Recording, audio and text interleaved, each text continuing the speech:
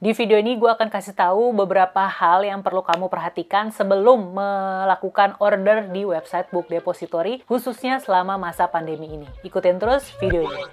Hey fellows, welcome back to my YouTube channel. My name is Aya. Jadi gue terinspirasi untuk membuat video follow up ini, video follow up terhadap video tutorial cara beli buku online di Book Depository yang pernah gue publish di channel ini. Kalau kamu belum nonton video yang itu, gue ada taruh linknya di bawah supaya kamu bisa tonton setelah selesai nonton video yang ini. Jadi meskipun gue sudah menjelaskan secara detail ya di video tersebut gimana caranya beli buku online di Book Depo, gue singkat aja ya Book Depo, ternyata gue masih tetap mendapatkan pertanyaan-pertanyaan, baik itu lewat DM Instagram, lewat komen di postingan Instagram yang jelas-jelas tidak membahas tentang Book Depo, maupun lewat komen-komen YouTube gitu. Jadi gue pikir karena pertanyaannya rata-rata sama, ya udah deh gue bikin aja videonya supaya lebih jelas lagi. Dan tanpa berlama-lama lagi, langsung aja kita mulai ke pertanyaan yang pertama. Pertanyaan yang pertama, Kak, paketnya ketika sampai ke Indonesia itu dihandle-nya oleh kurir apa? Gue jawab, yaitu oleh kurir PT Pos Indonesia nih. Contohnya, ini gue saking banyaknya yang order sampai dikasih plastiknya PT Pos Indonesia. Kemudian lanjut ke pertanyaan kedua. Kak, nanti pas paketnya sampai ke Indonesia, kena pajak nggak? Berapa besarnya? Dan gimana cara bayarnya? Oke, gue jawab, pas paketnya nyampe ke Indonesia, itu akan dikenakan pajak. Ini kayaknya baru berlaku Juni kemarin ya. Pajaknya itu 5.000. Seenggaknya itu yang selalu gue bayarkan ke PT Pos, ya kan? Selama ini selalu dapatnya 5.000 per paket tapinya. Jadi kalau misalnya gue dapat 5 paket buku, 5 paket tuh 5 bungkusan seperti ini ya, itu berarti gue membayar 25.000 gitu. Dan gue akan langsung bayarkan ke kurir yang mengantarkan paket tersebut. Meskipun demikian, ada beberapa yang laporan ke gue kalau mereka kena pajaknya tuh bisa 25.000, bisa 55.000. Nah, kalau itu gue kurang paham karena ya gue belum ngalamin juga gitu. Selama ini gue selalu dapatnya 5.000 per paket seperti ini. Kita lanjut ke pertanyaan ketiga. Kak, kalau saya order bukunya lebih dari 1 buku, apakah nanti nyampe-nya sekaligus atau satu-satu? Nah, itu gue jawab, paketnya itu akan nyampe satu-satu. Jadi dari Book Depo akan memisah-misahkan paketnya itu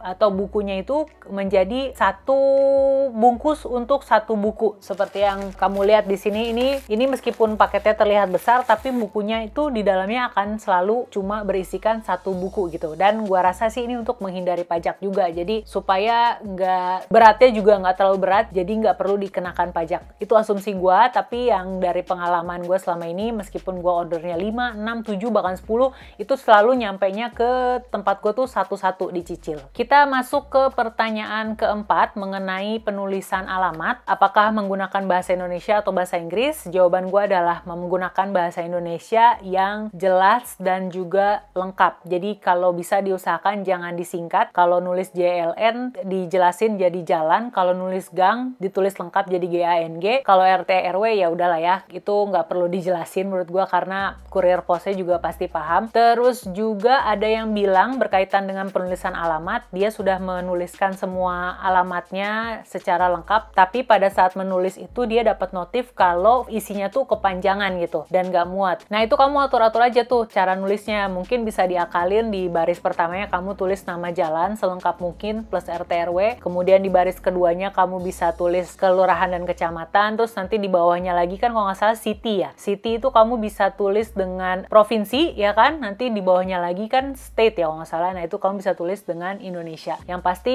jangan sampai salah adalah kode posnya. Seperti itu. Kemudian lanjut ke pertanyaan yang kelima. Pertanyaan kelima itu adalah, Kak, saya mau order terus pas ngisi kartu Geniusnya itu saya ngisinya yang e-card. Nah, ini gua kasih tahu ya, kamu isinya pakai nomor yang tertera di M-card alias di kartu fisik. Ini gua kasih lihat kartu Genius yang gua ambil dari Google gambarnya. Nah, kamu isinya tuh nomor yang tertera di bagian depan sini. Itu kalau e-card setahu gua nggak bisa karena ada yang pernah curhat juga dia akhirnya ditolak gitu kan pembayarannya karena pakai yang e-card, tapi pakainya yang M-card yang seperti ini. Terus ada juga yang bilang berkaitan dengan kartu Genius ini, katanya karena kartu saya debit, jadi nggak perlu ngisi nomor CVV. Nah, itu tetap diminta nomor CVV-nya, dan nomor CVV itu biasanya ada di belakang belakang kartu terdiri dari 3 angka gitu. Dan itu harus dimasukin ke kolomnya yang ada di bagian pembayaran. Kalau kamu belum punya kartu Genius, ada baiknya kamu apply karena kartu ini memudahkan kita untuk melakukan transaksi di website-website luar negeri. Kalau kamu nanti apply, jangan lupa pakai kode referensi gue yaitu